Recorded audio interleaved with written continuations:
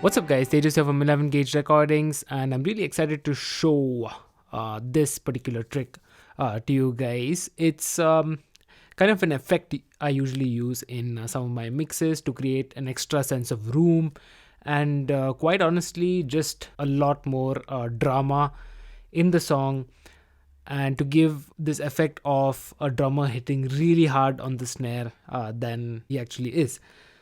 So let's just get right into this. The song is called Hypernova, which is an upcoming song from the artist Follow the Hunter, based out of Bahrain. I'll leave a few links below to his previous songs. I had the pleasure of mixing 2 songs for him for his upcoming EP. Go follow him, go support him. So what I'll be trying to show you guys today is this effect that I've created as part of the drums. These are the drum tracks in blue color. There's kick, snare, and this track called Snare Blast, which is basically a snare which has a ton of reverb, and I've just high passed it a bit so that it doesn't cloud up the rest of the drum mix and the rest of the mix. So I'll just play this part for you guys so that you can get a sense of what I'm talking about, and then let's just get into what I've done to treat that snare blast track. So here we go.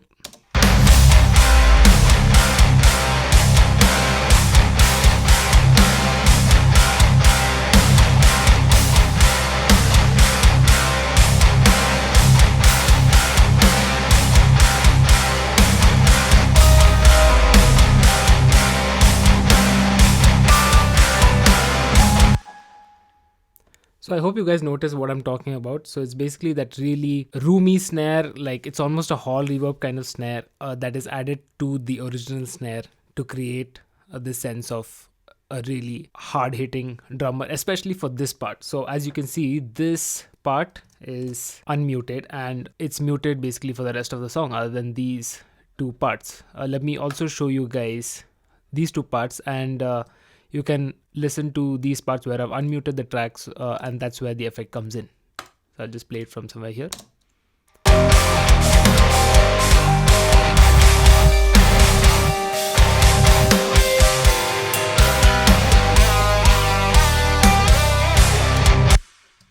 So let's just go back to the other part, and I'll just mute this part for a second so that you guys can hear the difference between having this track and not having it.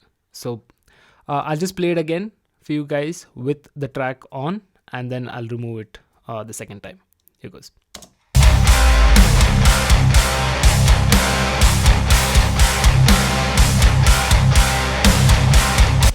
Okay, let's just mute that now.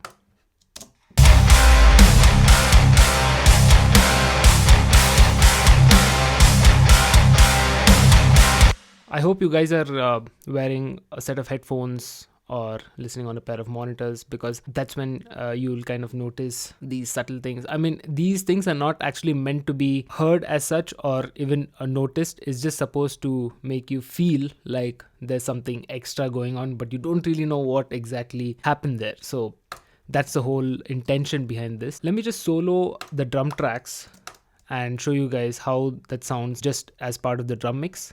Let's just try that. I'll just play it with the track on and then mute it the second time.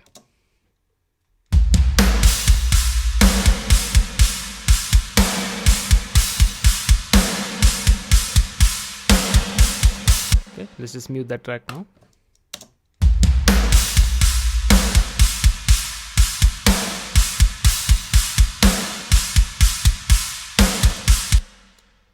So to my ear, it's kind of a massive difference, especially for this part. So this part I felt needed that extra push. Basically what I did here is duplicated this snare track. If you can see, it's the exact same track. It's just that the rest of the parts are just muted, because I wanted the effect just for those particular parts. Now let's just see how the track sounds just by itself, and then I'll get into the plugins I use. I think there's just like basically 2 plugins on that. Yep, they're just 2 plugins. This is excluding my drum parallel bus and the plugins I put on the drums group and all that. So I'm not getting into all of that right now, because I think I've covered that before. And if you guys do want to know about my processing for this song, when it comes to drums or any other instruments, please leave a comment below. For now, let's just listen to the snare blast track and see what that's doing. by itself.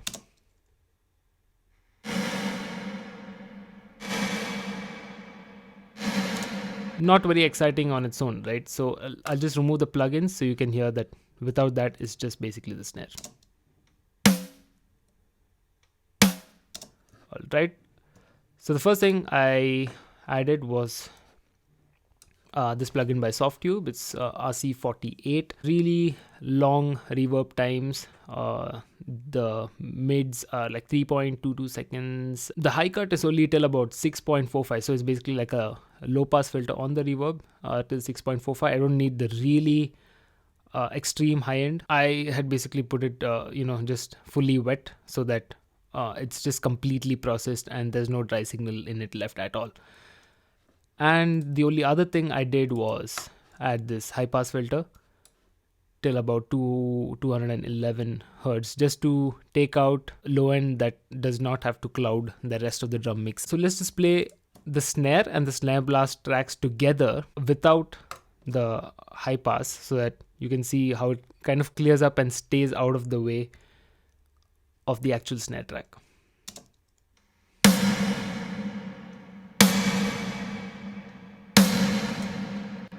That was without the high pass. Now with the high pass.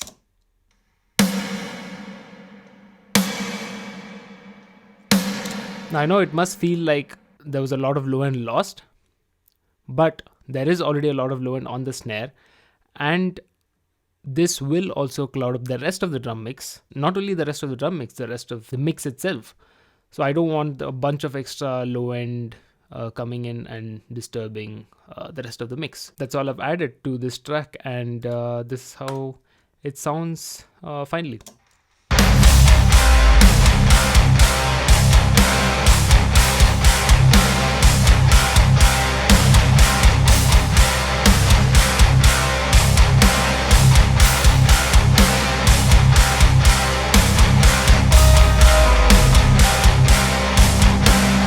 And as you might have noticed, it goes back to the original snare from here onwards. So I basically just wanted that effect for those few seconds to give that extra oomph to the mix. And I think the only thing extra that I added here for extra drama and all of that is reverse snare. I'm not going to get into the reverse snare and all of that because I've made a separate video on all of that. So I'm just going to kind of show you how it sounds in solo and leave it at that. I will try to link you guys to another video that I made related to reverse snares and those kind of effects and even bass drops. So let me just show you guys these two effects that I've added just to add that extra bit of drama again. So two effects, which is a reverse snare which is kind of just chopped up, and a bass drop. I chose a frequency that is almost in the key of the song almost. So I think I chose 65 hertz as a sine wave and then kind of pitched it down as it plays. So it's kind of like a tape stop effect on the bass drop itself. Added a bit of max bass on it so that it has a bit of harmonics and you can hear it a little above 65 hertz too. So these two are the effects that give the next bar a little more drama.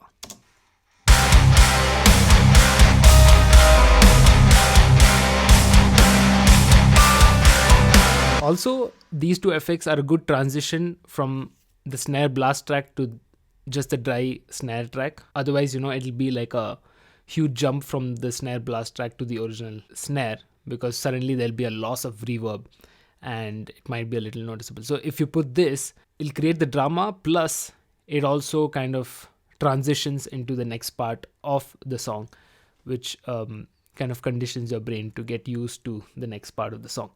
So it has a few extra applications too. So that's about what I wanted to show you guys for this video. If you guys want me to cover any other part of this song, please leave a comment below. And if you still haven't, please hit the subscribe button, hit the bell notification. I'll be back with a lot more videos. I'll see you guys soon.